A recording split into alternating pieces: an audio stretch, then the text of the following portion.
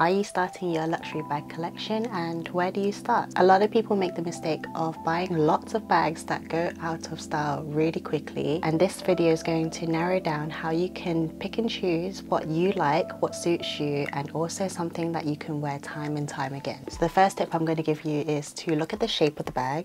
This is the Chanel Classic flap, and the name itself, Timeless Classic, it is for a reason because it is a very timeless shape, and a lot of brands have this shape. This rectangular shape is just absolutely used everywhere. So you have the Caro bag, which has this shape, the classic flap in itself. We also have the YSL envelope bag, and there are many bags that are in this shape because it's such a functional shape to use. This is my personal favorite because it's in the colorway, the material, and everything that I love. This I would literally run to use every time. There are also other bags such as the square shape, and this is the infamous Lady Dior.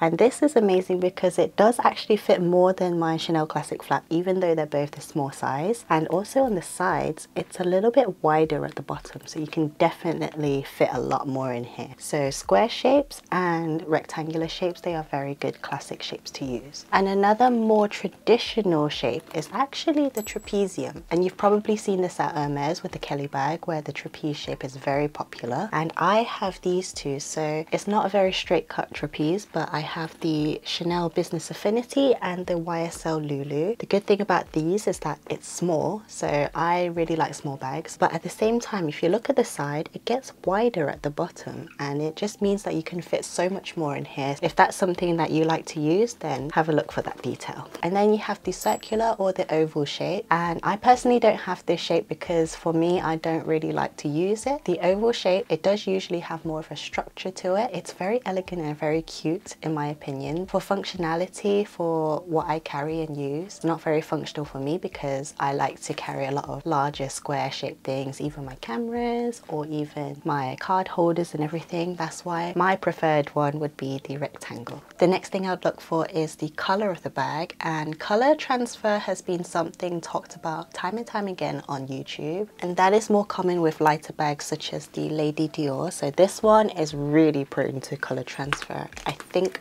if I can show here, there's a lot of color transfer on the edges of the puffs because this is the side that's closest to the body, but also along the corners, and I think this is probably because of the previous owner.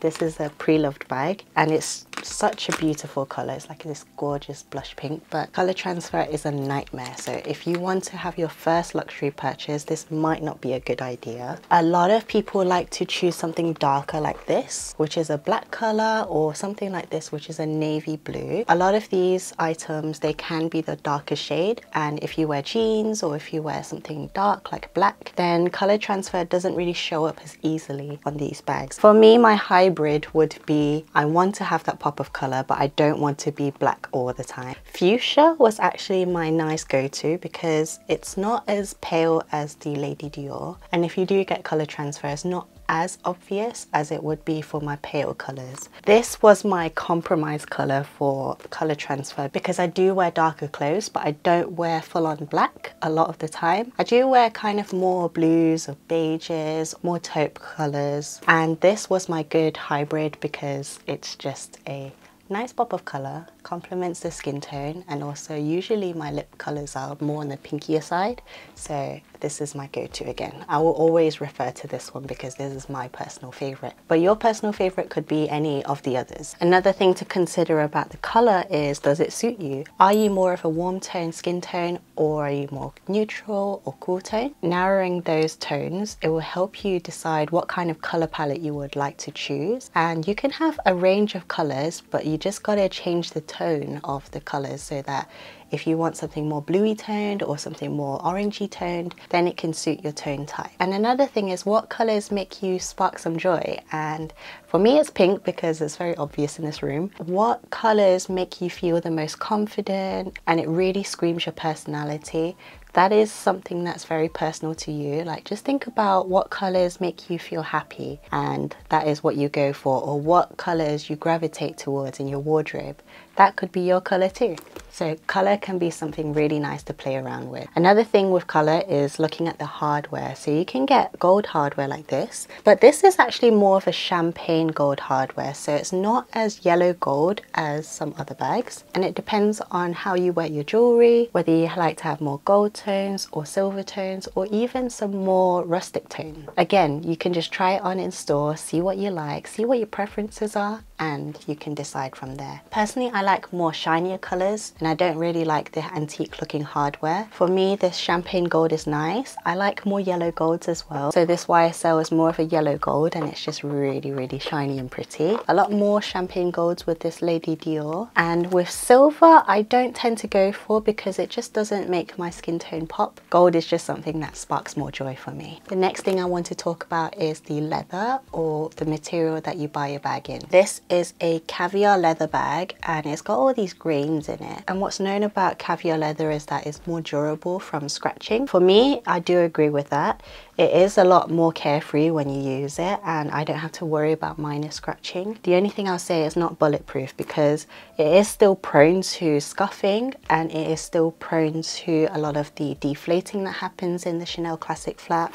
And also you have the problem with the texture, and sometimes the texture kind of gets a little bit sanded down, and I don't know how common this is, but this is what's happening to my bag. Whereas if you have something like lambskin, like this Lady Dior, this one is actually more of a stronger lambskin in my opinion compared to the Chanel lambskin, because it doesn't scuff as easily. This one, I really have to take care of this bag. It's not the most practical and carefree bag that I use. It's more for formal occasions. I actually have a lot of caviar leather bags, so same with my YSL and same with my Business Affinity. These are all caviar leather bags. It's just something that I go to because I like to be a little bit more carefree, but I still baby my bags. Now sometimes you want to have the look of the lambskin where it's very soft and very luxurious. I do think this is such a gorgeous leather, but if you're too scared of damaging it or being too careful with the bag, I would suggest you get something in calfskin, because it gives the similar illusion to lambskin, but it's not as buttery soft as lambskin. But the good thing about it is that you get the look, but at the same time you don't have to be so carefree because it doesn't scratch very easily, or it doesn't scuff very easily. I am not babying this bag at all, and it looks really brand new. Another material that you can have is more of a fabric texture. So this is my Coach bag. Don't actually know what this is called, but it's kind of this moon shape, and I really like this one because it's so easygoing. It's got this rainbow strap which is quite funky, and I really like it. So if you want something more casual and more material like, I think this denim is more easygoing. So the next thing I want to talk about is the size and weight. And for me, I don't like heavy bags, but if you can tolerate heavy bags, then that is something that you can consider. If you want something bigger, then there are a good selection out there, but for my personal wardrobe, just to give you a little bit of reference, I'm a very on-the-go person. I don't carry a lot. I usually just carry my phone, my card holder, my keys, and then a lip color. And then I'll probably carry a power bank, or if I'm using my camera, then I just carry it in my pocket. My two most go-to bags, it would be my Classic flap for something a bit more girly, but actually my YSL Toy Lulu, because this is something really functional, small, but also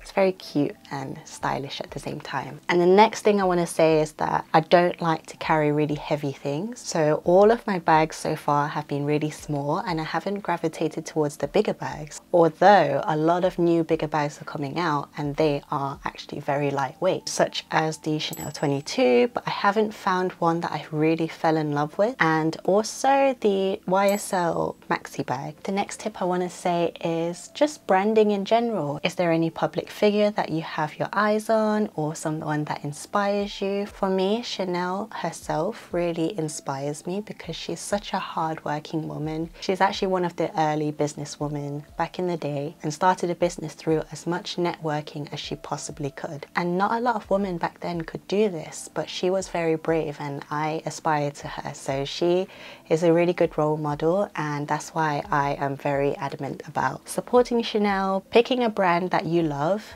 just support it and you can enjoy it. And the next thing I want to talk about is the price. So what is your budget when it comes to luxury? Is your budget around £100, 500, 1,000, 5,000, depending on what your budget is and what you're comfortable with using. Don't use other people as a reference. Do what is most comfortable for you, because sometimes when you buy a bag, let's say for example the Chanel Classic Flap at this current price at 7,000, I think personally I would be very scared of using that bag because it's just so much money on that bag. Something that makes you feel comfortable when you walk out the house without feeling too self-conscious, that would be the price range that you should go for. Unless you want to buy it for a collector's piece and you want to keep it at home, then that's another story. So depending on what you want to do, what you want to use it for, keep it to the most reasonable that you think is within your budget. So over here I have my luxury bag collection and shoe collection, and I'll see you there. Bye!